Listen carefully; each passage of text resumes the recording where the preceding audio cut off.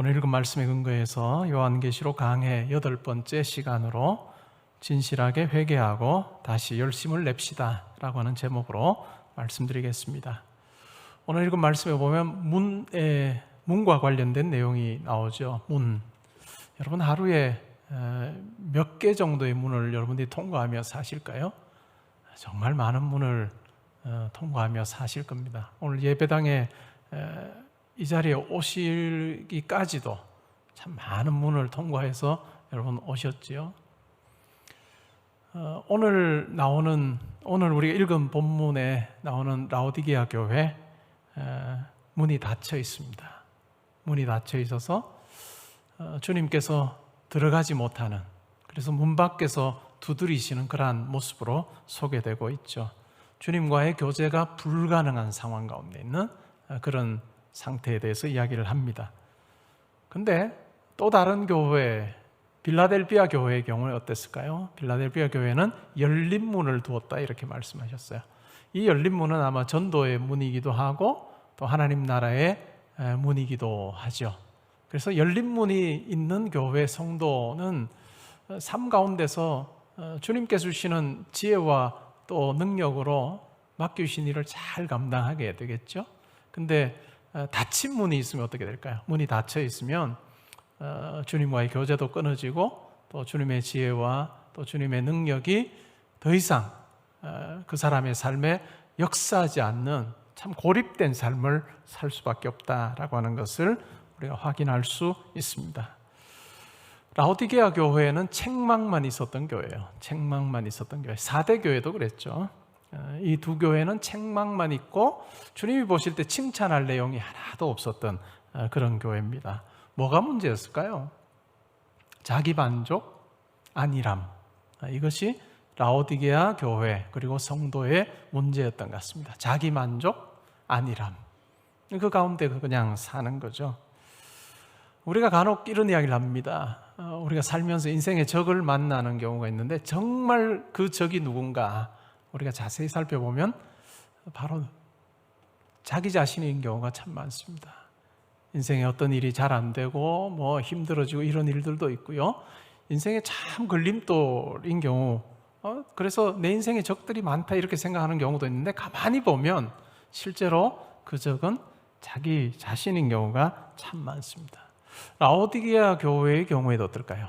라오디게아 교회의 어떤 영적인 나태함, 또 주님의 어떤 책망받는 그런 어떤 그 상황에 처하게 된 원인이 뭔가 자세히 살펴보면 이 성도들 스스로였다, 자신들이었다라고 하는 것을 우리가 생각해 볼 수 있습니다. 라오디게아 교회는 그냥 외적인 상황만 놓고 보면 정말 좋았던 교회 같아요. 왜냐하면 다른 교회 이야기하면서는 박해 이야기를 했죠. 그게 뭐 로마의 박해든 아니면 유대인들의 박해든 핍박 이야기가 있는 교회들이 있었습니다. 근데 라오디게아 교회는 핍박에 대한 이야기가 없어요. 그리고 뭐 거짓 교사들이 와서 뭐 성도들을 유혹했다 이런 이야기도 나오지 않습니다. 라오디게아 교회는 굉장히 풍요했던 교회고 세상적으로 볼 때는 걱정할 것이 별로 없어 보이는 그 같은 교회였습니다. 근데 주님이 그 교회와 성도들을 보시면서 칭찬 대신에 책망만 하고 계시는 거죠. 주님의 평가가 뭐였을까요? 미지근하다, 차지도 뜨겁지도 않다라고 하는 것이 주님의 평가입니다. 오늘날의 교회와도 참 많이 닮아 있는 것 같아요. 2011년도인가 12년도인가 하나님의 부르심을 받았던 엉클 존으로 좀 이렇게 잘 알려져 있는 존 스토트 목사님, 영국의 런던에서 목회를 오래 하셨고 또 사회 문제에 대해서도 기독교적인 관점에서 여러 형태로 대응을 참 잘하셨던 그런 좋은 지도자이고 설교가였는데 이 존 스토트 목사님이 7교회들 중에서 20세기 그리고 21세기의 교회와 가장 닮아 있는 교회, 이 21세기 교회가 가장 닮은 교회가 바로 라오디게아 교회다 이렇게 이야기를 했습니다. 라오디게아 교회다라고 하는 이야기를 했는데요. 오늘 본문을 우리가 살피면서 혹 내 모습은 그렇지 않은지, 내 모습은 라오디게아 교회의 모습과 같지 않은지 한번 살펴보면서 말씀을 들으면 좋겠습니다. 우리가 본문을 이해하기 위해서 먼저 라오디게아라고 하는 도시에 대한 이해가 좀 필요합니다. 라오디게아는 그 당시 사회에서 자랑할 것이 참 많았던 도시예요. 첫 번째 자랑거리가 있다면 라오디게아에서 만들어지는 안약이 매우 유명했습니다. 이 라오디게아 도시에 오늘날로 치면 의과대학이 있었어요. 그리고 이 도시에서 만들어진 이 안약은 로마 전역에서도 정말 유명한 그와 같은 약이었습니다. 그러니까 이와 같은 약을 가지고 있는 가까이서 구할 수 있는 사람들이었기 때문에 어떨까요? 다른 도시 사람들보다는 눈병으로 고생하는 사람들이 별로 없었다는 거예요. 연고 형태였다고 이야기를 하는데요, 눈병으로 고생하는 사람들이 별로 없었던 그런 도시입니다. 의료 혜택을 누릴 수 있는 도시였죠. 두 번째는 양모 산업이 매우 발달한 도시였습니다. 특별히 검은색 양모, 이것이 로마 제국에서도 아주 손꼽히는 그런 양모였습니다. 특별히 그 양모로, 검은색 양모로 만든 이 겉옷, 그것을 트리미타라고 그렇게 불렀는데, 이 트리미타를 입어보는 것, 소장하는 것, 이것이 정말 많은 사람들의 어떤 내 인생에서 꼭 하고 싶은 일 중에 하나가 될 수 있을 정도로 정말 훌륭한 옷을 이 라오디게아에서 만들어냈습니다. 그리고 세 번째, 이 7도시들 중에서도 가장 부유했던 도시가 라오디게아였습니다. 금융 그리고 은행업이 아주 발달한 도시였습니다. 그러니까 이와 같은 장점들이 많은 도시였죠. 근데 딱 한 가지 어려움이 있습니다. 그게 뭐냐면 물을 구하기가 어려웠습니다. 물을 구하기가 굉장히 어려워서 실질적으로 한 10km 정도 떨어져 있는 히에라폴리스라고 하는 도시로부터 물을 공급받아서 사용을 해야 되는 그러한 어려움이 실제로 있었죠. 이 라오디게아라고 하는 이 도시가 얼마나 부자 도시였는가 하면요, 주 61년에 지진이 일어났습니다. 지진이 일어나서 도시가 꽤 많이 파괴가 됐어요. 그러면 어떨까요? 대부분의 경우에 어떤 도시가, 로마 제국의 어떤 도시가 지진에 의해서 도시 일부가 폐허가 되거나 이렇게 되면 보통의 경우는 로마 정부를 향해서 이렇게 손을 벌립니다. 우리가 이렇게 엄청난 재난을 당했으니 우리를 좀 도와주시오, 이렇게 손을 벌리는 경우가 많았는데, 라오디게아 도시는 우리가 로마 정부로부터 이런 어떤 후원을 받지 않기로 그렇게 결정을 합니다. 그렇게 결정할 수 있던 이유가 뭘까요? 자기들이 돈이 많은 거예요. 도시 자체에 돈이 많기 때문에 로마 정부에 손을 벌릴 필요가 전혀 없는, 그래서 자기들이 가진 돈으로 다 이 도시를 복구할 정도로 그렇게 부자 도시였습니다. 이것은 역사가 타키투스라고 하는 사람이 있는데 그가 이렇게 적고 있어요. 아시아에 있는 도시들 중 라오디게아는 지진에 의해 피해를 보았지만 로마 정부로부터 어떤 도움도 받지 않고 피해를 복구했다라고 할 정도로 굉장히 자부심이 있었던 그와 같은 도시였습니다. 그러나 물 구하기가 참 어려웠다라고 하는 것이죠. 이것을 우리가 좀 염두에 두고 오늘 본문을 읽으면 예수님께서 왜 이렇게 말씀하시는가라고 하는 것을 우리가 훨씬 더 잘 이해를 할 수 있습니다. 14절 먼저 보시면 예수님에 대한 묘사가 나오죠. 라오디게아 교회의 사자에게 편지하라. 아멘이시요 충성되고 참된 증인이시요 하나님의 창조의 근본이신 이가 이르시되. 7교회 편지를 할 때마다 항상 예수님의 모습을 교회 형편과 연결시켜서 사실은 묘사하고 있는데요, 예수님을 아멘이시요 충성되고 참된 증인이다 이렇게 묘사하고 있는 거예요. 아멘, 충성되고 참된 증인, 이 공통점이 뭘까요? 신실함이에요. 신실함, 진실함이라고 하는 의미가 있습니다. 우리가 보통 이 아멘이라고 하는 이 말은 기도의 마지막에 예수님의 이름으로 기도합니다 하면 아멘 하고 우리가 끝을 내요, 그죠? 아니면 예배 때 설교 때도 어떤 교회는 중간중간에 이렇게 아멘을 많이 하는 교회가 있죠. 제가 동의합니다, 제가 그렇게 받겠습니다, 이런 의미로 아멘을 사용합니다. 우리 교회는 거의 이제 설교 마지막 문장에 이렇게 하기를 원합니다, 축원합니다 하면 아멘 하고 끝나는 교회이죠. 중간중간에 아멘을 크게 하시면 제가 이야기하려고 했던 걸 잘 까먹어요. 그래서 우리 교회는 그냥 쭉 따라서 쭉 가시다가 마지막에 아멘하고 뭐 끝내는 교회인데, 뭐 여러분들이 하시고 싶으면 속으로 아멘을 하셔도 좋고요. 이 아멘이라고 하는 그런 용도로 쓰지만, 이 아멘이라고 하는 이 말의 의미는 진실로라고 하는, 진실로 참되다 이런 의미예요. 내가 진실로 너희에게 이르노니 라고 하는 그 예수님의 말씀이 원문에는 아멘, 아멘, 레고 뭐 이런 식으로 표현이 되거든요. 그러니까 진실로라고 하는, 그러니까 아멘이시오 충성되고 참된 증인으로서 예수님을 묘사하는 것은 진실하고 신실하신 주님이다 라고 하는 의미가 있고요. 또 하나님의 창조의 근본이신 이가, 그러니까 창조 때 함께 하셨던 이 예수님께서 성도들을 새롭게 하실 수 있는 재창조의 능력을 가지고 계신 분이시다라고 하는 것을 이야기하는 거죠. 근데 이 주님께서 교회에 대해서 어떻게 평가할까요? 15절에 보시면요, 내가 내 행위를 아노니 내가 차지도 아니하고 뜨겁지도 아니하도다. 내가 차든지 뜨겁든지 하기를 원한다 라고 그렇게 말씀하시는 거죠. 그러니까 미지근하다는 거죠. 그리고 16절에 보시면 내가 이같이 미지근하여 뜨겁지도 아니하고 차지도 아니하니 내 입에서 너를 토하여 버리리라. 이 말씀은 물이 라오디게아 교회로, 라오디게아 이 도시로 공급되는 그런 부분을 우리가 생각을 해야 이해가 되는 부분이에요.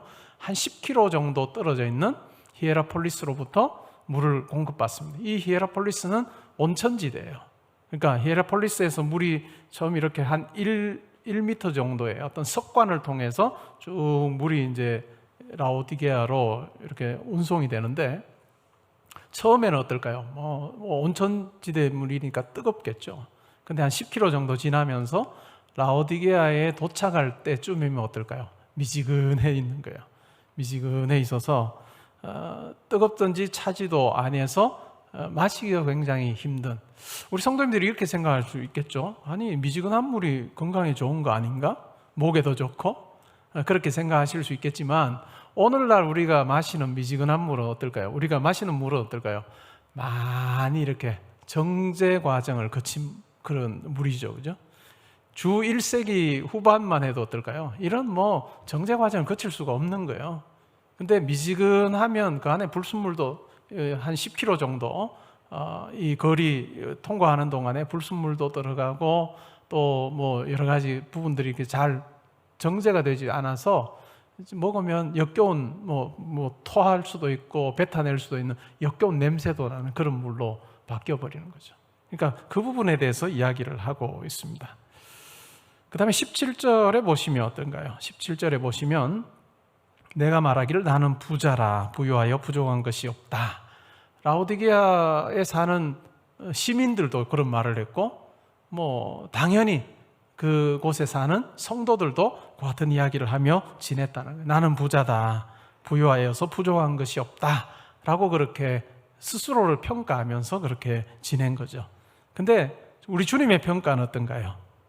내 곤고한 것과 가련한 것과 가난한 것과 눈먼 것과 벌거벗은 것을 알지 못하는도다. 주님의 평가와 자기 평가가 너무너무 다른 거죠. 나 부유해서 아무것도 필요 없다라고 그렇게 생각하며 사는데, 주님이 보시기에 너무너무 가난하다, 헐벗었고, 그래서 뭐 눈멀기까지 해서 정말 비참한 상황 가운데 있다라고 그렇게 주님은 평가하시는 거예요. 한번 주님의 평가를 우리 머릿속에 한번 그려볼까요? 곤고해요, 가련해요, 가난해요, 눈도 멀었어요, 벌거벗었습니다. 이런 삶, 이것이 라오디게아 교회 성도들의 실상이다라고 그렇게 말씀하시는 거죠. 우리가 살폈던 교회들 중에서 정말 가난하고 궁핍한 교회가 있었습니다. 그게 바로 서머나 교회인데, 서머나 교회 성도들을 향해서 주님이 뭐라고 평가하실까요? 너희가 가난하고 궁핍하지만 실상은 뭐다? 부유한 자다. 실상은 부유한 자다.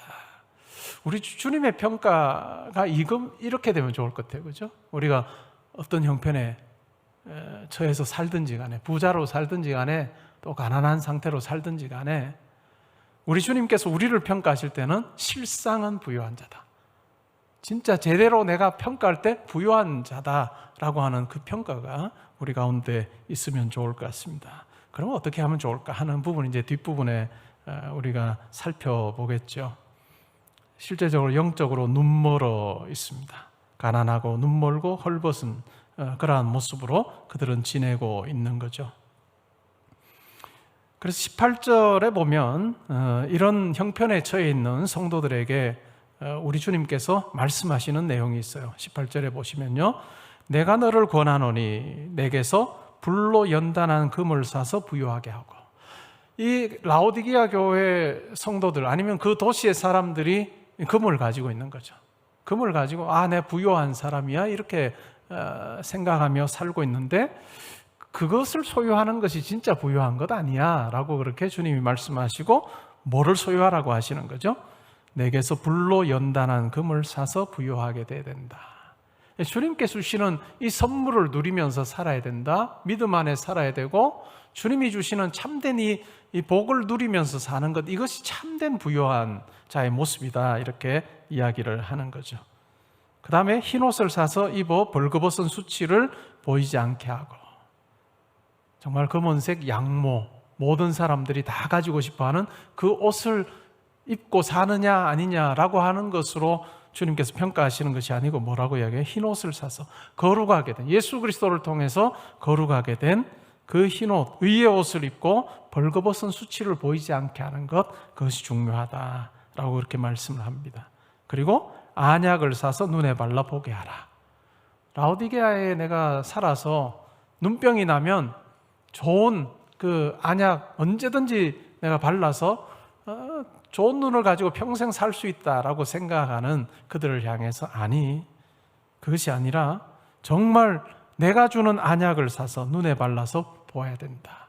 영의 눈이 열려서 보는 그 삶을 살아야 된다라고 그렇게 말씀하고 계십니다. 그러면서 18절에 보시면 이런 어떤 그 책망과 더불어서 주시는 이 권면이 어떤 마음으로 하시는 건가라고 하는 것을 우리가 알 수 있는데요, 19절에 보면 이렇게 말씀하세요. 물은 내가 사랑하는 자를 책망하여 징계하노니. 책망과 징계라고 하는 이 말은 우린 참 싫어하는 거죠. 우리 성도의 삶에서 책망, 징계 이러한 부분 우린 참 싫어하는데, 주님께서는 뭐라고 말씀하세요? 사랑하는 자를 향한 책망과 징계예요.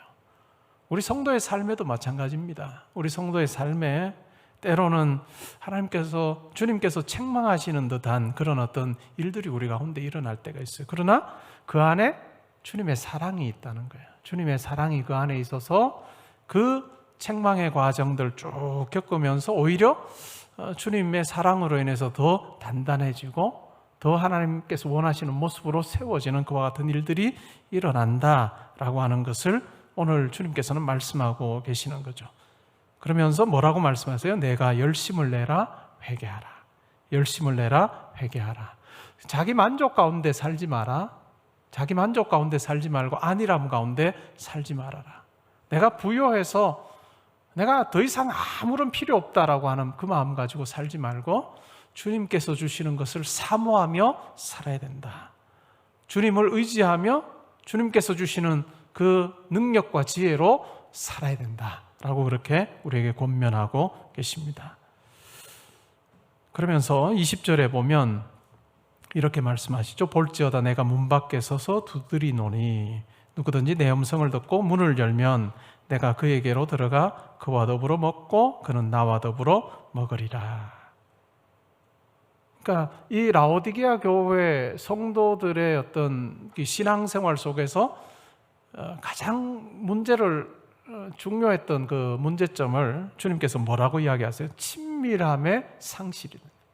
친밀함의 상실이 이 교회 성도들의 가장 큰 문제였다라고 하는 이야기입니다. 외적으로는 풍요하고 더 이상 내가 구할 것도 없다라고 생각하는 그와 같은 편안한 모습으로 살고 있지만 결국 정작 그들의 가장 큰 문제는 주님과의 소통이 없는, 주님과의 친밀함을 잃어버린 채 살고 있는 부분에 대해서 말씀하고 있습니다. 그래서 주님께서 어떻게 하세요? 문 밖에 서서 두드리십니다. 문 밖에 서서 두드리시면서 열어주기를 원하시죠. 그래서 문을 열면 들어가서 함께 먹고 마시면서 친밀한 교제를 나누겠다라고 그렇게 말씀하고 계십니다.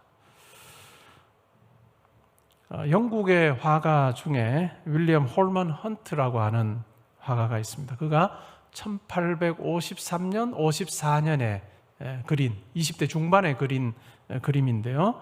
저 그림의 제목이 바로 세상의 빛입니다. 세상의 빛이라고 하는 그림인데요. 20대 중반에 그렸던 저 그림은 영국의 옥스퍼드 대학의 키블 칼리지라고 하는 그 칼리지의 채플에 걸려 있는 그림입니다. 저도 옥스퍼드에 살 때 시티센터 초입에 저 키블 칼리지가 있어서 자주 들어가서 봤던 그림이기도 한데요. 저 그림이 바로 요한계시록 3장 20절에 근거해서 사실은 그린 그림입니다. 예수님이 문 밖에서 문을 두드리고 계세요. 자세히 그림을 보시면 예수님께서는 왕관을 쓰고 계시는데 가시로 된 왕관이에요.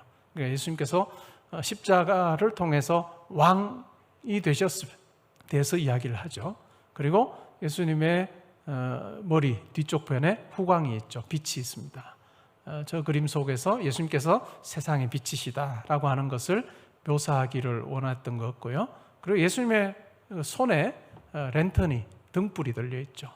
저 등불을 밝혀서 실제로 문 안쪽에 있는 사람, 어둠 가운데 있는 사람에게 빛을 주기를 원하시는, 예수님 없이 거하는, 문을 닫아둔 채로 거하면서 깜깜한 중에 양심이나 마음속에 이 예수 그리스도의 빛이 비치지 않는 같은 성도에게 빛을 비추기를 원하시는 예수님의 마음이 있습니다. 그리고 문 밖의 상황을 자세히 보면 어떤가요? 문 밖에 잡초가 많이 우거져 있어요. 잡초가 많이 우거져 있다는 걸 보면 저 문이 열린 적이 별로 없다, 닫힌 채로 오래되었다라고 하는 것을 암시를 하고 있습니다. 그리고 특징 중에 하나가 뭘까요? 저 문고리가, 손잡이가 바깥쪽에는 없어요. 안쪽에서 열어줘야만 문이 열리는, 우리 주님께서 때로는 뭐 정말 힘든 상황이 아니면 뭐 급한 상황에서는 실질적으로 우리의 마음에 확 들어오시기도 하세요. 그냥 강압적으로 들어오셔서 우리의 마음에 막 이렇게 역사하기도 하시지만, 그것보다는 어떨까요? 우리가 마음 문을 열고 주님을 영접하고 주님과 함께 보내는 그와 같은 시간을 가지기를 주님께서는 기다리고 계실 때가 참 많다는 거죠. 문 밖에 서서 두드리고 계실 때가 참 많다라고 하는 것입니다. 이게 라오디게아 교회 성도의 모습이고요. 과연 나는 어떨까 하는 부분을 한번 생각해 보면 좋을 것 같아요. 나는 과연 어떤가? 나와 주님과의 관계는 어떤가? 주님을 향해서 내가 활짝 문을 열어두고 있는가? 그래서 언제든지 주님께서 내 인생에 들어오셔서, 내 마음에 들어오셔서 나와 함께 먹고 마시시고 또 나에게 지혜도 주시고 능력도 주시고 내가 가는 길에 동행하고 계시는 것을 내가 경험하며 살고 있는가? 아니면 그냥 문을 닫아두고 내가 혼자 꾸려갈 수 있습니다 라고 하는 그 마음 가지고 혹시 살고 있지는 않은가 라고 하는 부분을 한번 우리가 살펴보면 좋을 것 같고요. 오늘 주님께서 뭐라고 이야기하십니까? 내가 서서 문을 두드리는데 내 음성을 듣고 문을 열어주면 좋겠다 라고 그렇게 말씀하시는데, 이 말씀이 오늘 우리를 향한 말씀일 수 있다는 거죠.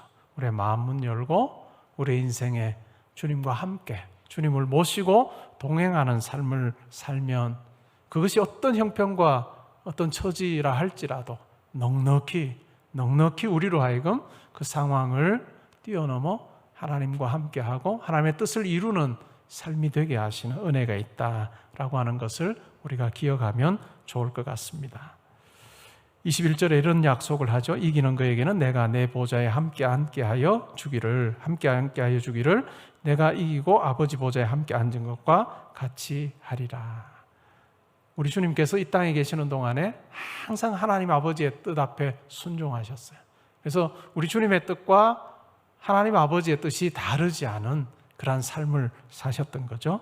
그러할 때 때로는 십자가의 고난이었지만 그 고난 이후에 예수 그리스도를 하늘 보좌 우편에 앉게 하시는 하나님의 인도하심이 있었다라고 하는 것을 우리가 기억할 필요가 있습니다. 우리 성도의 삶에 주님과 함께 동행하는 이와 같은 삶이 있을 때 하나님께서 기뻐하실 뿐만 아니라 또한 이와 같은 모습으로 살 때 우리에게 영원한 구원을 약속하셨고 또 하나님 나라에서 함께하는 삶을 약속하셨다는 것 우리가 기억하면 좋겠습니다. 우리 평생의 삶에 우리 주님을 향해서 문을 열어두고 주님과 함께하는 친밀함이 있는 같은 삶을 사는 우리 모든 성도님들 되시기를 주님의 이름으로 축복합니다.